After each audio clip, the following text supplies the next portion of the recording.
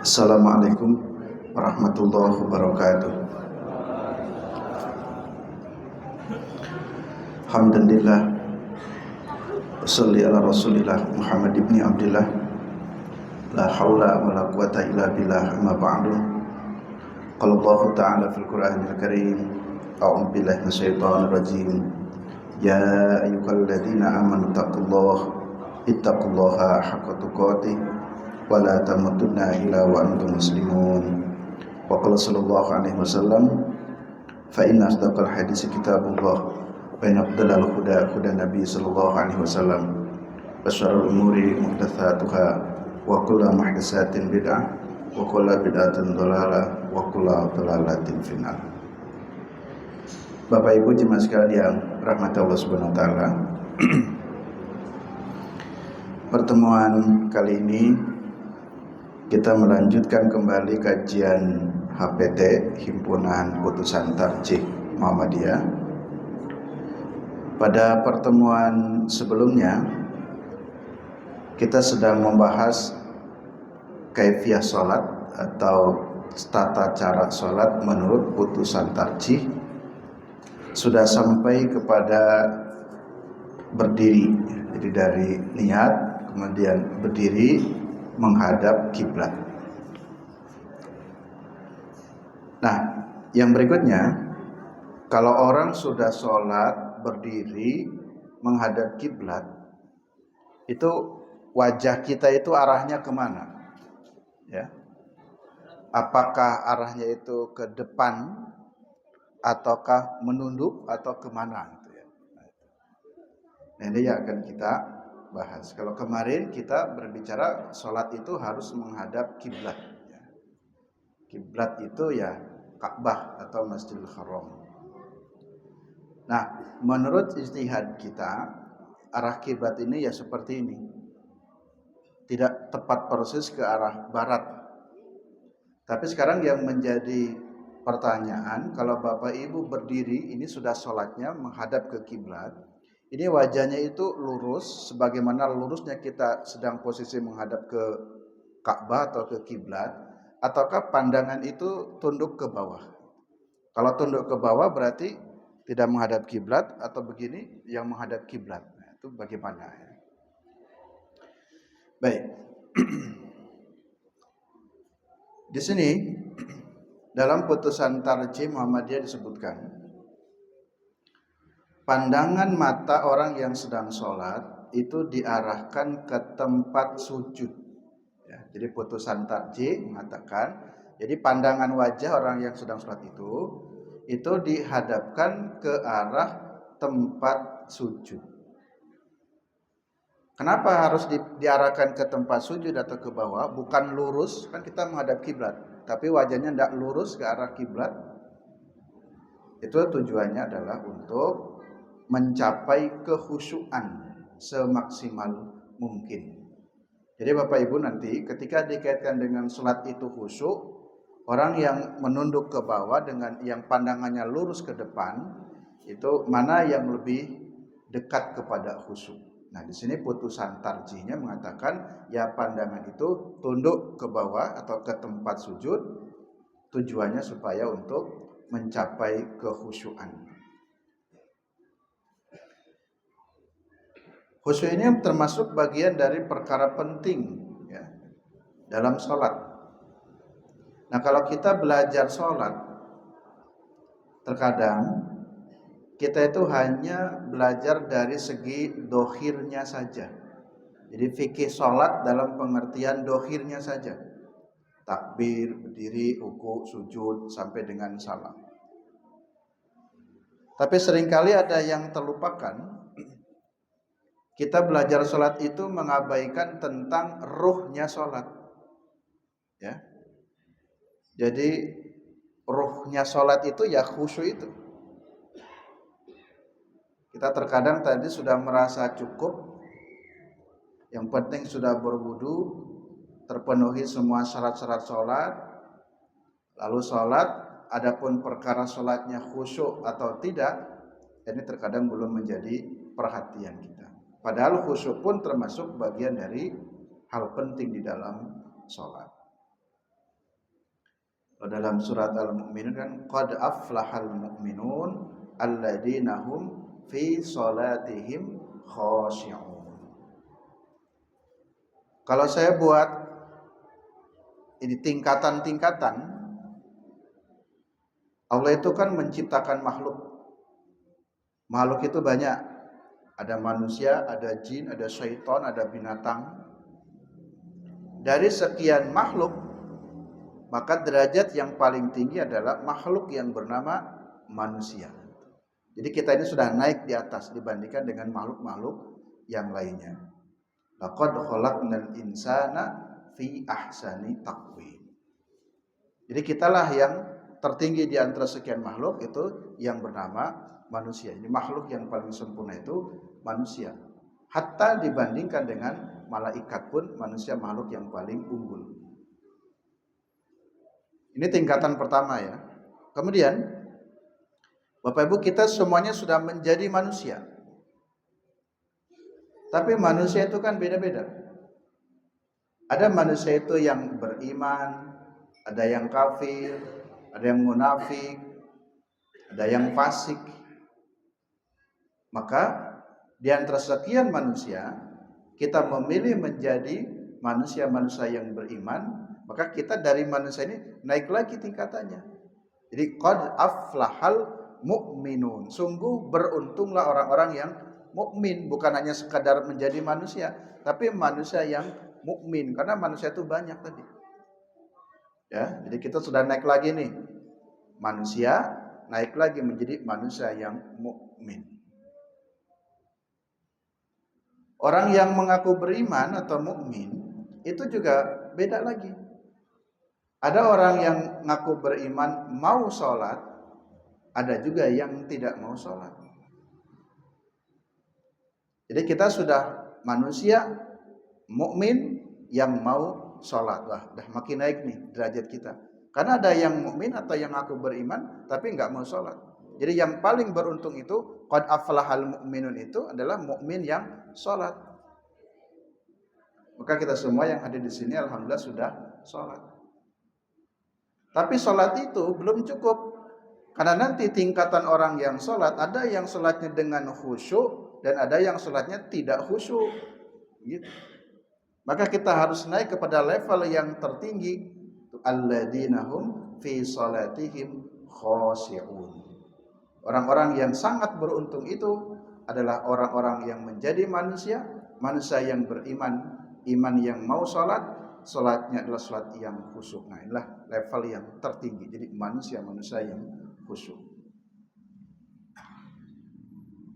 Dulu tahun berapa ya, 10 tahun yang lalu mungkin ada tren latihan sholat khusyuk di JIC yang mendatangkan pembicara khusus spesial Abu Sangkan itu yang mempopulerkan sholat khusyuk.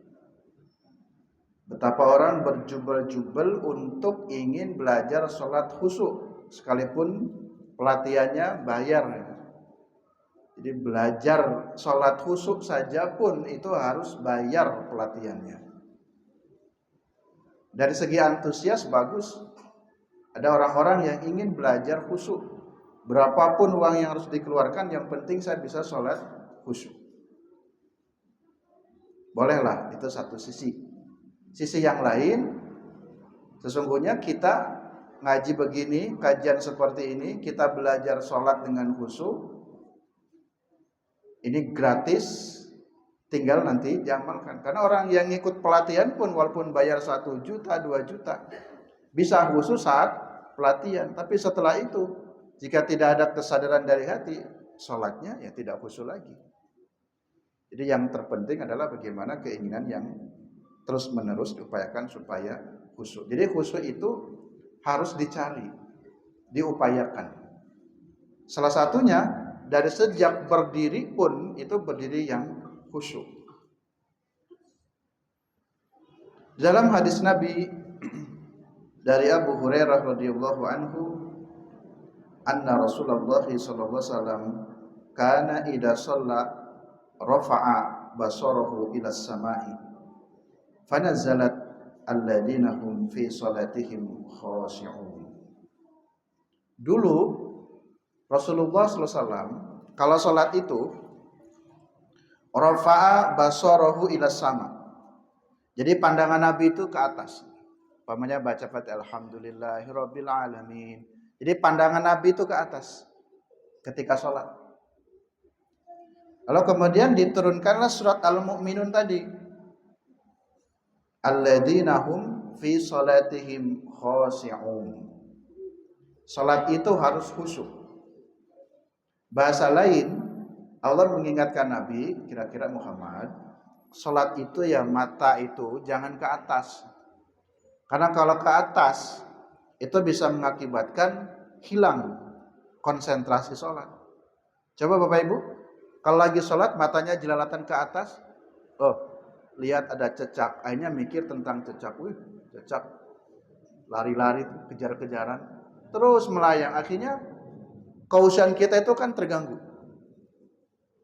Lihat ke atas langit, wah bagus ya desainnya, terus akhirnya ngalamun tentang desain masjid.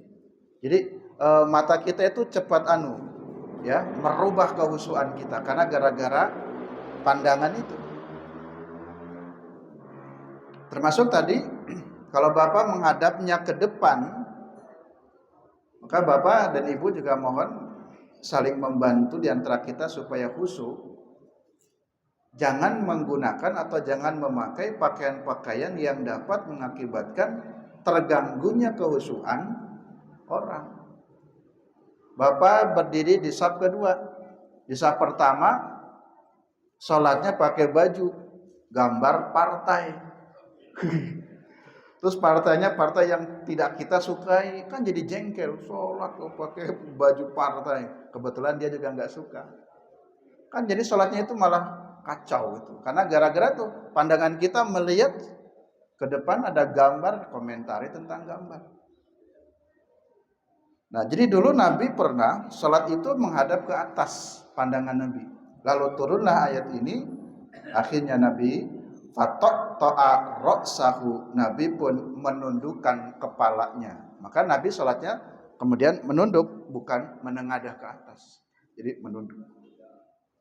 Nah, inilah dasar yang pertama, bahwa posisi pandangan dalam sholat itu ke bawah ya, atau ke tempat sujud. Yang berikutnya, hadis riwayat Muslim. An Jabirin bin Samurah radhiyallahu anhu qala Rasulullah sallallahu alaihi wasallam, la yantahiyanna aqwamun yarfa'una absarahum ila as-sama'i fi salati aw la tarji'u ilaihim. Dan Nabi pernah bersabda, hendaklah beberapa kaum itu menghentikan pandangan mereka ilas sama, ke langit, maksudnya ke atas, fis sholati, ketika sholat. Jadi Nabi mengingatkan, setelah Nabi juga ditegur oleh Allah, lalu Nabi ingatkan, kalian kalau sholat itu jangan menengadahkan wajahmu ke atas. Jadi jangan menengadah ke atas. Kenapa? Karena kalau menengadah ke atas, kata Nabi, bisa jadi la tarji'u ilaihim. Pandangan itu tidak kembali. La tarji'u, tidak kembali. Jadi seperti tadi, kita sholat, pandangan kita ke atas, terus kan jadi ngalamun. Terus anteng ngalamun ngeliatin cecak. Hanya kan tidak kembali. Di pandangan kita tidak kembali, dalam pengertian khusyuk kita tidak kembali.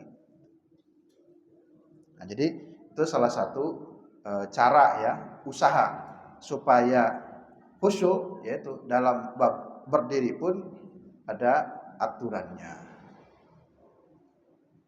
Kemudian diusahakan pula cara-cara yang lain, contoh tentang mencari kehusuan ya. Tadi Bapak Ibu jangan memakai pakaian-pakaian yang bergambar yang dapat mengakibatkan rusaknya konsentrasi kehusuan orang. Ya Bapak kebetulan sholatnya paling depan menghadap tembok, tak terganggu. Tapi yang di belakang mungkin ada yang terganggu. Atau jangan sholat di depan cermin. Pas Ibu Bapak sholat di rumah, sholatnya kok depan cermin. Kan malu tuh melihatin wajah kita sendiri. Kalau orang dulu di kampung ya, pas saya simba-simba kalau masjid itu Jumatan atau sholat biasa, Sholatnya kan di pinggir jendela, ada kaca. Nanti kalau ada orang lewat, ngelirik. Setiap kali ada orang lewat, ngelirik. Jika itu mengakibatkan rusaknya konsentrasi, berarti jangan sholat di pinggir jendela. Supaya tidak tertarik ingin melirik setiap kali ada yang lewat. Jadi usaha-usaha itu ya perlu dimaksimalkan. Dan di sini masih banyak lagi hadis-hadis yang menunjukkan bahwa tata cara sholat yang dicontohkan oleh Nabi adalah diperintahkan untuk menundukkan pandangan ke bawah. Juga ada hadis lain dari rawahu jamaah yang dikatakan, ini potongannya, la yantahiyana andalika aw la tukhtafanna absarahum. Jadi ya hentikanlah dari hal yang sepanjang itu atau nunggu akan dicabut pandangannya. Nah, sehingga di sini Imam Asy-Syaukani menyebutkan bahwa Imam Syafi'i rahimahullah dan ulama-ulama Kufah menyunahkan untuk memandang itu ke tempat sujud karena lebih mendekati untuk khusyuk. Ya, jadi kata Imam Asy-Syaukani menukil dari pendapatnya Imam Syafi'i menyunahkan atau lebih menyukai posisi orang sholat itu pandangannya ke bawah, ke tempat sujud. Baik, ini yang kedua ya dari tata cara sholat, itu mengarahkan pandangan ke tempat sujud setelah kemarin berdiri. Yang ketiga, kaifiyah sholat itu adalah melakukan takbiratul ihram dengan mengucapkan Allahu Akbar. Nah, ini juga penting ya. Takbiratul ihram itu kalau melihat antar bapak jamaah itu variasinya banyak sekali. Ada yang asal saja Allahu Akbar. Ada yang di sini Allahu Akbar. Ada yang di sini, ada yang di sini. Jadi variasinya sangat banyak. Variasi-variasi itu tentu tidak ada persoalan asalkan ada dalil. Mau begini, mau seperti apapun, silakan saja. Karena prinsip ibadah itu punya dalil. Kalau mau begini, ada dalilnya, silakan. Mau begini, ada dalilnya. Mau seperti ini, mau seperti apa? Karena memang ibadah itu kan harus berdasarkan dalil. Karena kita sedang belajar putusan-putusan Tarjih Muhammadiyah, ya, ini sekali lagi saya bacakan dari HPT ya, yang HPT jilid 3 ya, di putusan 3. Ini yang putusan tentang sholat tahun 2015, putusan Munas di Yogyakarta. Nah, di dalam putusan tarjih posisinya seperti apa? Saya bacakan dulu kalimatnya. Setelah berdiri tegak dengan pandangan mata ke arah tempat sujud, lakukanlah takbir seraya mengangkat kedua belah tangan sejajar dengan bahu. Mengangkat kedua belah tangan sejajar dengan bahu. Ini bahu, sejajar. Lalu kemudian mensejajarkan ibu jari tangan dengan daun telinga. Nah, ini. Kalau memahami sejajar dengan bahu bisa dua. Begini juga sejajar dengan bahu. Ini bahu. Di sini nih.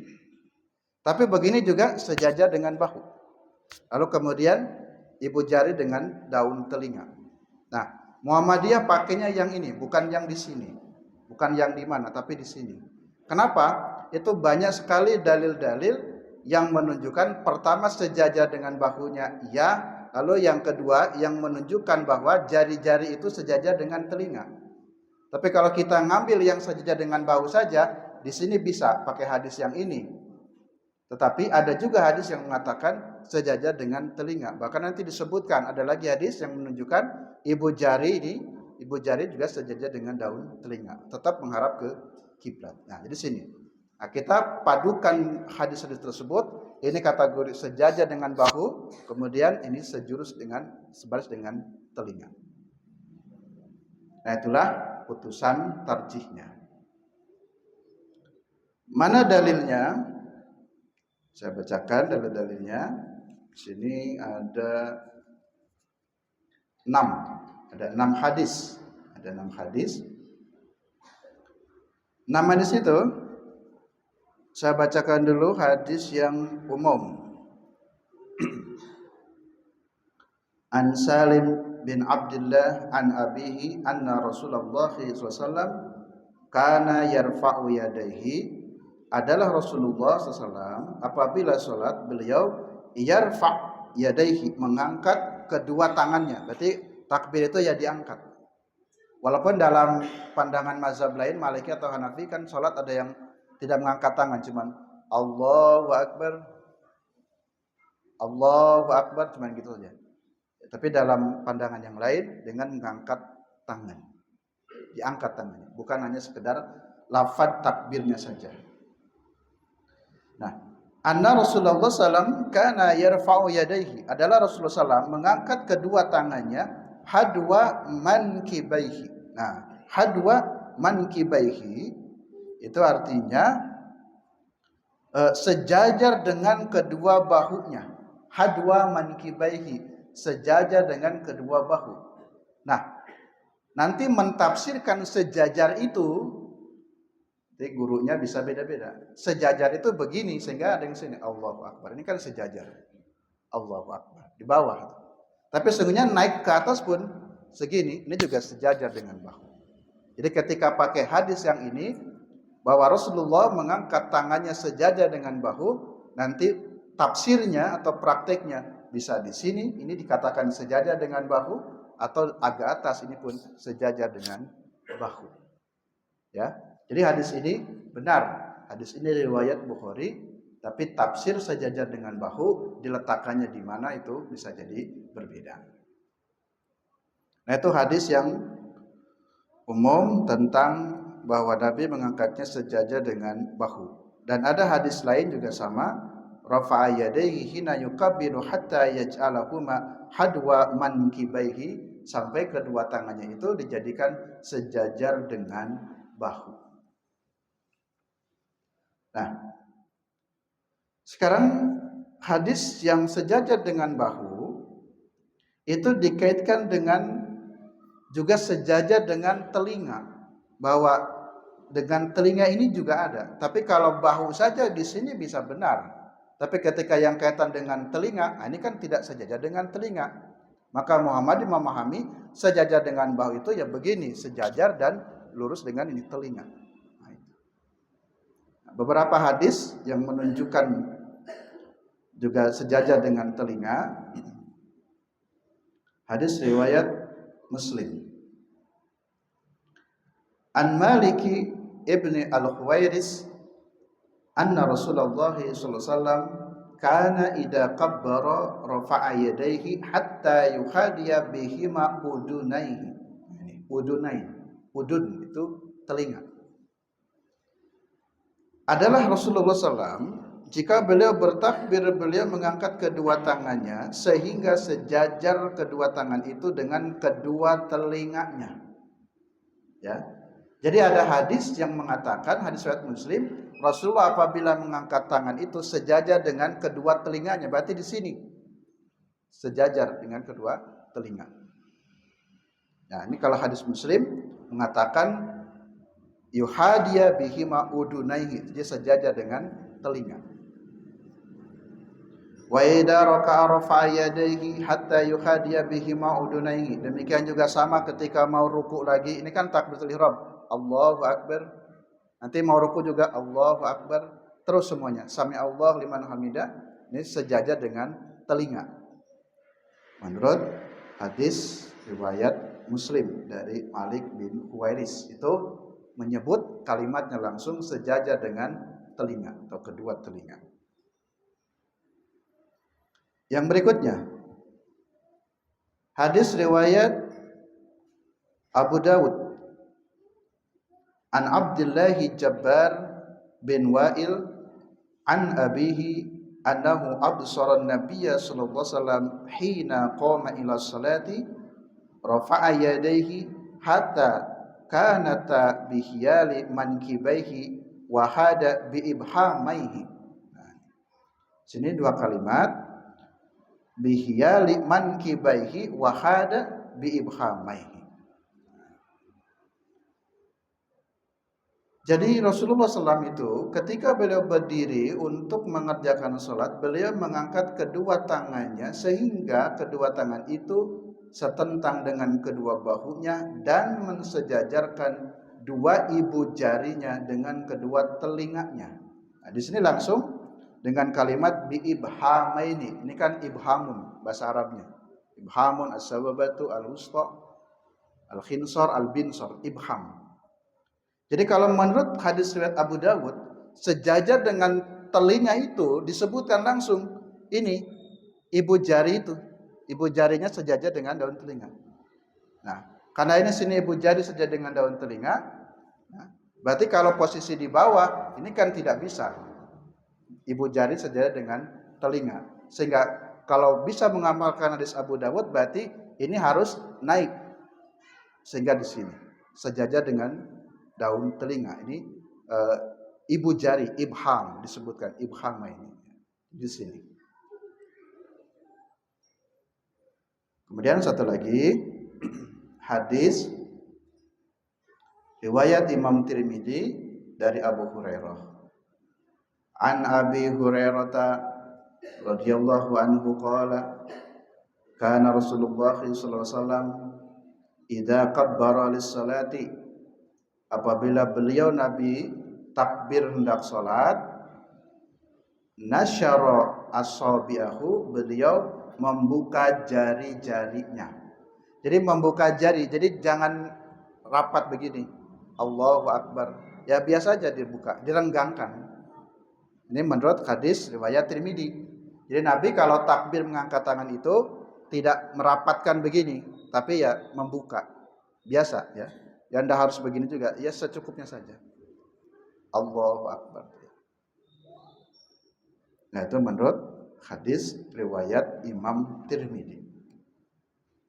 Inilah dasar yang dipakai oleh Muhammadiyah. Kenapa tarjih memutuskan cara sholatnya itu tadi mengangkat tangan itu sejurus atau sejajar dengan bahu dan sejajar pula dengan telinga. Kan disebutkan di ibu jarinya sejajar dengan telinga. Tetap menghadapnya ke kiblat ya, jangan begini. Allahu Akbar. Tapi tetap menghadap ke kiblat. Kemudian Bapak Ibu, orang dalam sholat takbir dengan mengangkat tangan itu 3 tempat. Ya, coba diperhatikan. Setiap sholat membaca takbir Allahu Akbar dengan mengangkat tangan itu dalam 3 tempat. Ini menurut hadis riwayat Muslim dari Ibnu Umar. Yang 3 tempat itu kapan saja? Pertama, ketika takbiratul ihram. Takbiratul ihram kan angkat tangan. Allahu Akbar, angkat tangan. Lalu yang kedua ketika mau ruku. Allahu Akbar, baru kan ruku. Lalu yang ketiga ketika i'tidal. Sami Allahu liman hamidah. Itu semuanya dengan mengangkat tangan. Selebihnya tak perlu angkat tangan. Bapak mau sujud enggak perlu angkat tangan lagi, Allahu Akbar sujud. Setelah sujud mau duduk, Allahu Akbar angkat tangan enggak perlu. Jadi hanya dalam 3 tempat. Takbiratul ihram, ketika ruku dan ketika i'tidal. Dan tambahannya satu lagi, itu ketika bangkit setelah tahiyat awal. Tapi kalau rakaat pertama nih, misalkan nanti kita sholat isya, Bapak rakaat pertama mau bangkit ke rakaat kedua, tak perlu dengan mengangkat tangan. Cukup takbir saja. Allahu Akbar. Jadi tidak begini lagi. Tapi kalau dari tahiyat awal ke rakaat ketiga berarti itu dengan mengangkat tangan. Jadi kalau di jumlah jadi 4. Tapi secara khusus atau ini secara umum ya, dalam setiap rakaatnya itu dalam takbiratul ihram, ruku dan i'tidal. Ini dasarnya hadis riwayat Imam Muslim, kana Rasulullah sallallahu alaihi wasallam idza qama lis-salati rafa'a yadayhi. Apabila beliau Rasul berdiri salat, beliau mengangkat tangan, rafa'a yadayhi, mengangkat tangan. Tadi sama, hatta hadwa mankibaihi tsumma qabbara fa idza arada ayyarka'a. Beliau mengangkat tangan lagi apabila mau ruku. Angkat tangan. Misla dalik, sama seperti tadi. Dan yang ketiga, wa idza rafa'a minar ruku', dan mengangkat tangan lagi ketika bangkit dari ruku atau i'tidal, sami Allahu liman hamidah. Fa'ala misla dalik, lalu beliau melakukan itu sama dengan seperti yang tadi. Wala yaf'aluhu hina yarfa'u ra'sahu minas sujud. Kemudian beliau tidak melakukannya ketika mengangkat kepala dari sujud. Nah, jadi kalau sujud mau duduk ya tak perlu dengan mengangkat tangan. Jadi inilah dasarnya kapan kita takbir dengan mengangkat tangan. Yang terakhir, berapa menit lagi Pak ya? 7. Baik. Kita sampai sedekap saja. Yang berikutnya, yang keempat, bersedekap. Nah, bersedekap pun mungkin kalau kita mengamati di masyarakat itu beda-beda sedekap itu. Ini meletakkannya di mana ini? Ada yang di sini dada, Allahu Akbar. Ada yang di pusar sini. Ada mungkin bawah lagi. Di sini ya di dada. Ada yang di samping sini. Nah, bagaimana dalil-dalil tentang bersedekap menurut putusan tarjih? Saya bacakan teks putusannya. Setelah bertakbir, lakukanlah sedekap dengan cara telapak tangan kanan menggenggam pergelangan dan hasta tangan kiri, lalu diletakkan di atas dada. Ya, jadi meletakkan tangan kanan di atas tangan kiri. Kemudian yang digenggam ini apa ini? Pergelangannya, jadi genggam ini. Jadi digenggam pergelangannya atau hastanya. Kemudian diletakkannya di atas dada. Jelas di atas dada. Jadi sekarang pertanyaannya, Ustaz, gimana, boleh nggak dipusar? Ya tinggal tanya saja, itu pusar itu dada apa bukan? Nah, kalau bukan berarti ya memang tidak di situ Nabi. Kan ingat dulu ceritanya Pak AR ya. Pak AR itu ketika ditanya oleh jamaah, Pak AR, saya mau tanya, bagaimana hukumnya orang sholat lalu meletakkan sedekapnya itu di pinggang gini, kiri? Itu sholatnya itu sah apa enggak?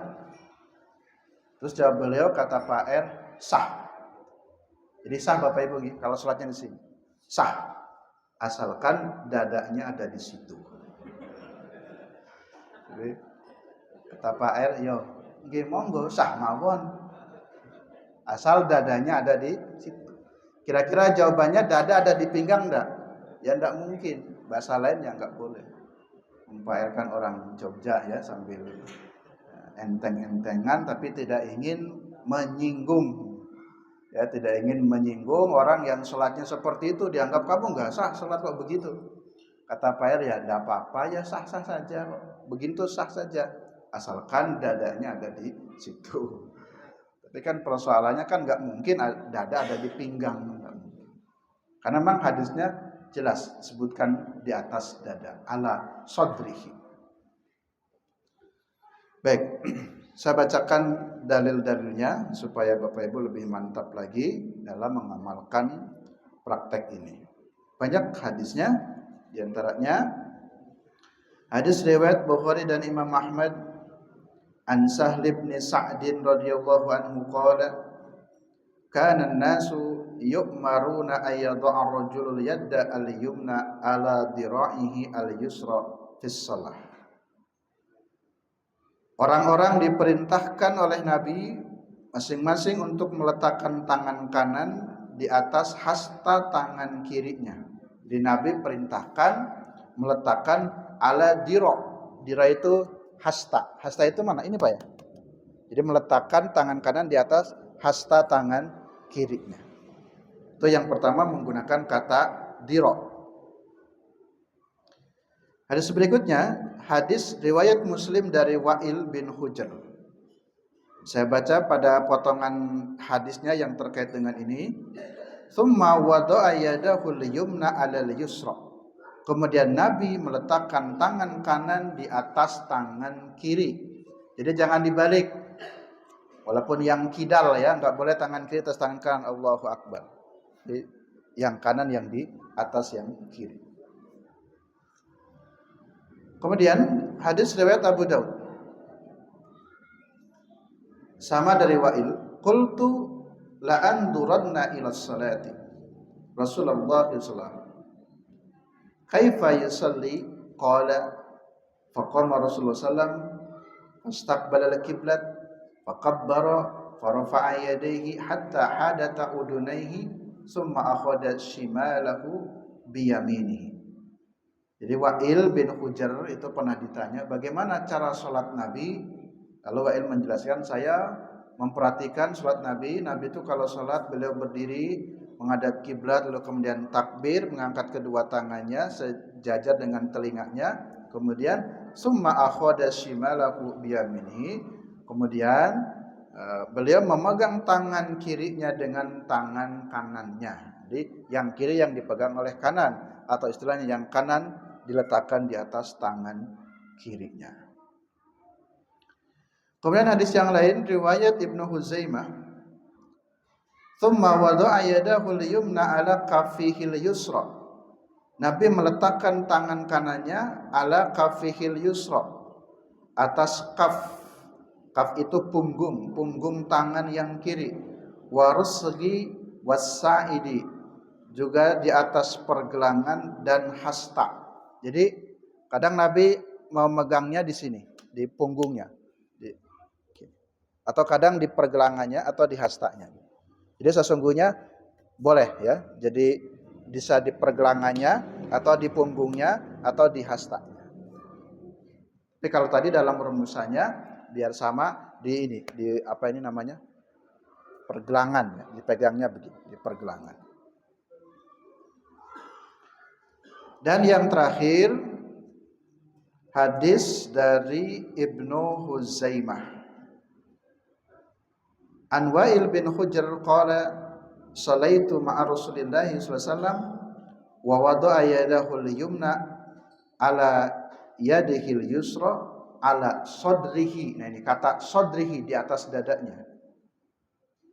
Jadi Wa'il bercerita, saya sholat bersama Rasulullah SAW, beliau meletakkan tangan kanan di atas tangan kiri dan letakkan ala sadrihi, di atas dadanya. Sini.